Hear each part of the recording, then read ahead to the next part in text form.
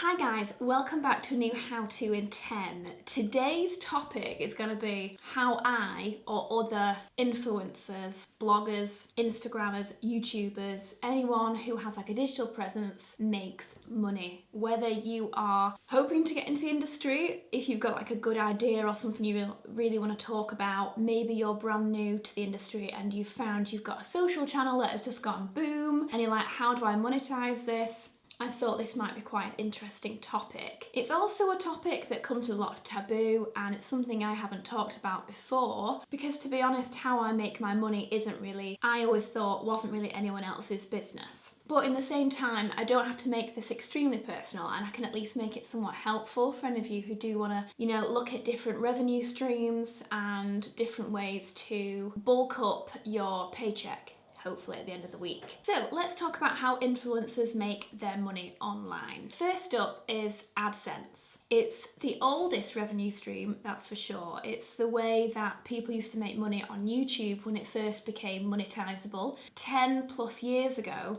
no one was making any money really online at all when it came to digital creators. There was no kind of infrastructure in place to allow people to make money from the clicks that they had or from the views that they gained. But slowly, AdSense became a reality, and that's where a creator will gain, say, a certain amount of commission or a payment per clicks or per views. So for example, back in the day on my blog, I used to have adverts. You still see them now and again on different blogs or websites. People have adverts for different companies. The person who owns the blog or the website that has those adverts on will have been paid in a couple of different ways. One, you can charge that brand a certain fee per month to have their advertisement featured there, or that person will be paid through PPC, so pay per click. So say if 1,000 people clicked that advert to go through to, say, Net-a-Porter, for example. Say it's a Net-a-Porter ad, 1,000 people clicked onto it, that blog or website would get a certain amount of commission kind of per click. But then if those 1,000 people then bought something on Net-a-Porter, that blog again would get even more money for those clicks and then sales. It's a little bit like how affiliate links work now, which we'll get onto a little bit later. But then there's also AdSense on YouTube, which works in terms of views. It's not a huge amount. I think there's a misconception that AdSense is a lot more than it is. Back in the day, when there were a lot more adverts and there were less people creating videos, a creator could make a lot of money through AdSense and through views. It's not quite the same now. To be honest, I'm trying to work it out. It seems to be about 30p per 1,000 views. And obviously, if your videos get over 1 million every single time you post, it becomes a lot, which is why Mr. Beast probably does so well and gives away so much money, because each of his videos makes a lot of money for him. It can rack up, that's for sure. It can be a full-time wage if you're doing enough videos and you get enough views all the time. But of course, you have to grow your channel to the point where you have an audience that's going to continuously watch, which is a lot harder to do, and you may have seen my last video on this. But yes, that is how AdSense works. The second kind of revenue stream for a lot of influencers. Sorry, I always say influencers like this because there are so many different types of creators out there, and the influencer word is the one that's been given kind of blanket approach to anyone that creates content online, which I completely disagree with. I personally call myself a content creator or a blogger. I was a blogger first and foremost. Now I see myself as a content creator. I think there are influencers. Those that come under the term influencer are people who maybe have like one channel. Their kind of aim is to sell, talk about a new dress or a new top or a new pair of pants every single day to influence people to buy in huge amounts. And quite often these people have like one channel only, and that's kind of like their forte. However, there's a lot of content creators out there that are very multi-platform. Me, for instance, I'm on Twitter, Pinterest, my blog, my YouTube channel, my Instagram. I'm now on TikTok, and I've missed one now. Is that it? Yeah, all of them. So for me, I'm more of a content creator. I create content continuously for every channel. Each one is quite different. Also for me as well, I started this 7-8 years ago before there was any money in it, before there was any hope of any money in it, and it was a hobby. So for me, the idea of being seen as someone who's influencing people isn't really the way I like to see it. But anyway, we're going to use the term influencer just because it's the one that people know the most. Okay, so the second revenue stream for influencers is the affiliate link, and I feel there's been a lot of misunderstanding around what the affiliate link actually is. The way I've worked for years is that if I'm talking, say, about this outfit, down below I'll have linked this top, necklace, jeans, belt, whatever. I could link this cabinet, the throw sign, anything. What I look for on Instagram is accounts that can show me beautiful new products that I might like, or maybe it's a new lipstick.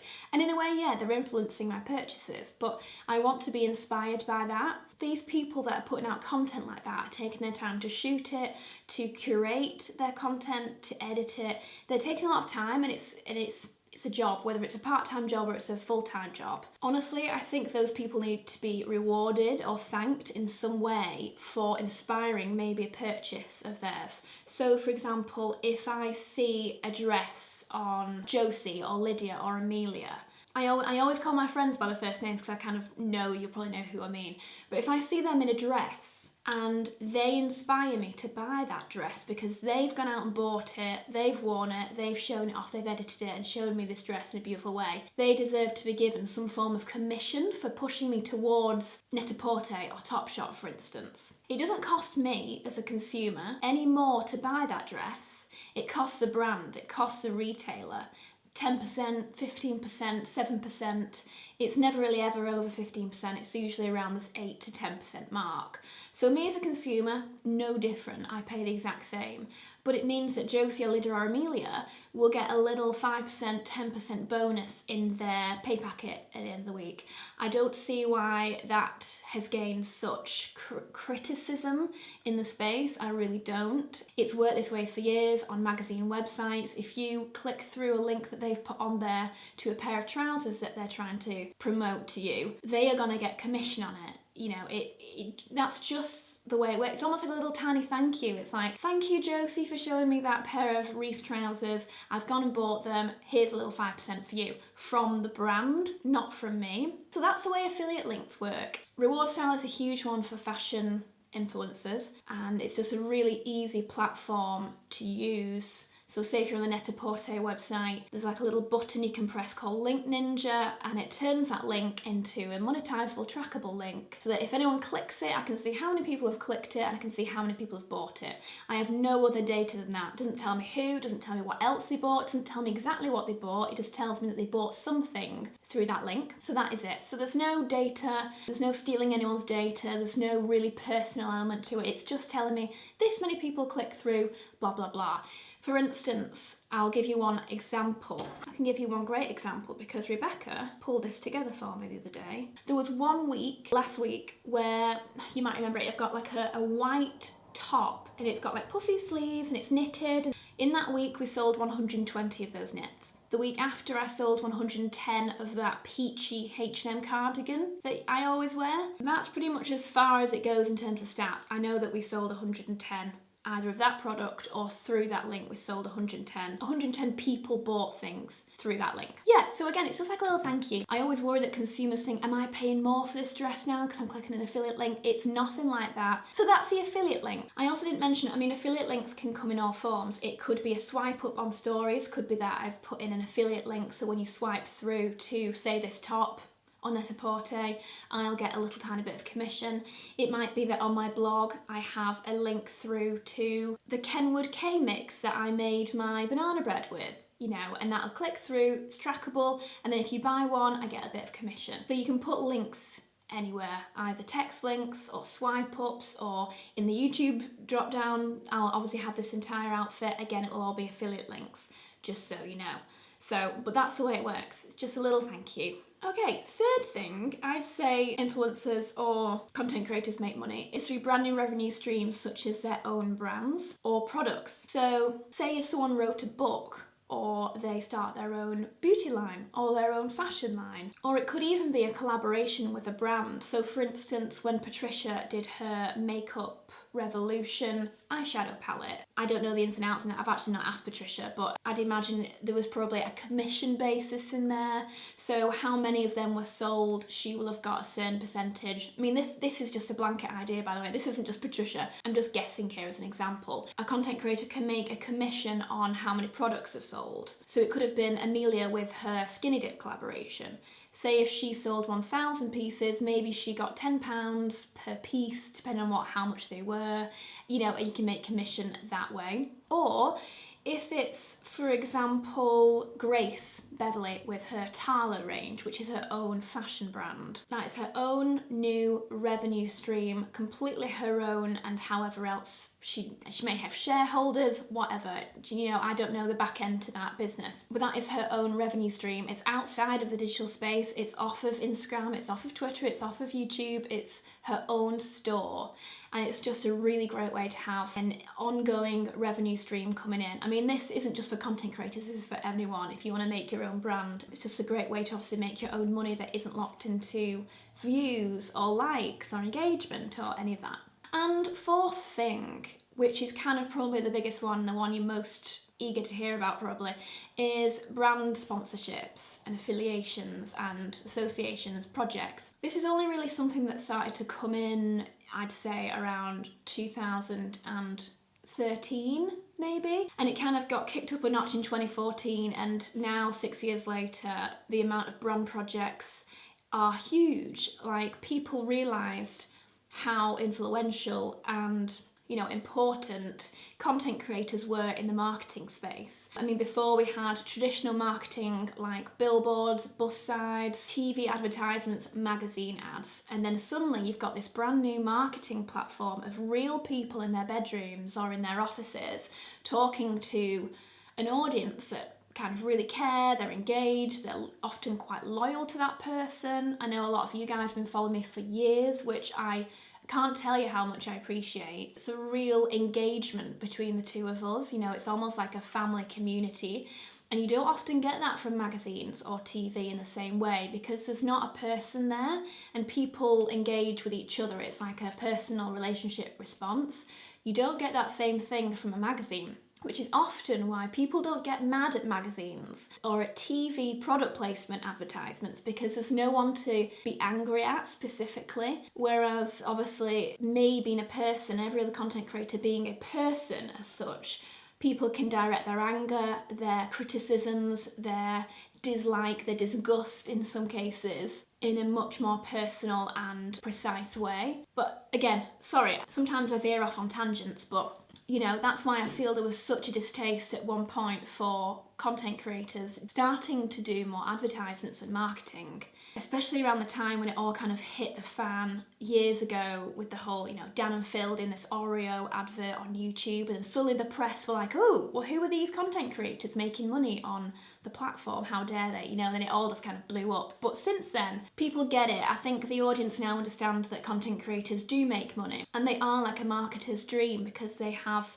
this incredible following that actually cares. They want to know what you're wearing. They want to buy some new makeup. I'm influenced every single day, and I do this as a living, you know, so it's an incredible industry and it's only growing and growing. So the amount of brand partnerships and projects is forever on the increase. The amount of budgets that are being put into content creators rather than TV adverts or, you know, magazine advertisements is huge. And I think at some point we might see that huge change where a lot of magazines can no longer continue, I suppose, because the budgets are being put into someone else. I mean, if you see it from this perspective, that on one of my blog posts I might get 10,000 views, and then you've got a magazine who has maybe 2,000 readers a month across every single page, and yet those magazines are charging 5 to 10, sometimes even £20,000 depending on the placement of the advertisement in that magazine. And then you've got a blog that reaches the audience immediately with a piece of content to 10,000 people that may charge nowhere near that amount as a magazine.